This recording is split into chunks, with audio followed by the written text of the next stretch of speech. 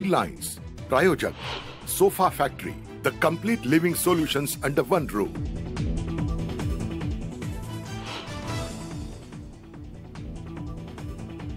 ठाण्याच्या वाघळे इस्टेटमध्ये होणार मुख्यमंत्र्यांचं कार्यालय. ठाणे महापालिका करणार 4,60,00,000चा खर्च.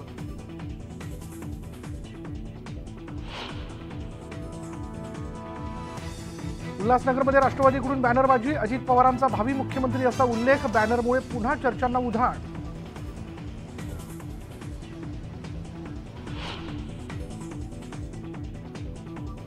जयंत पाटील राज्याचे मुख्यमंत्री व्हावेत. खासदार डॉक्टर अमोल कोल्हे यांनी व्यक्त केली इच्छा.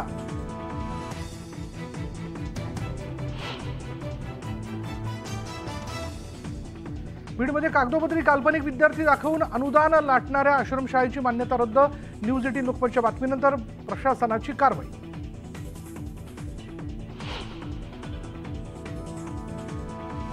आजपासून नाशिकहून नवी दिल्लीसाठी पुन्हा टेक ऑफ. आठवड्यातून फक्त 3 वेळा नाशिक दिल्ली विमानसेवा.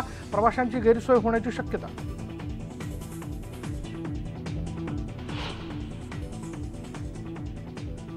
कोल्हापूरच्या सीपीआर रुग्णालयात आठवडाभरात 2 स्त्री जातीची मृत अर्भक आढळल्यानं खळबळ. गर्भपात करून अर्भक टाकल्याचा संशय.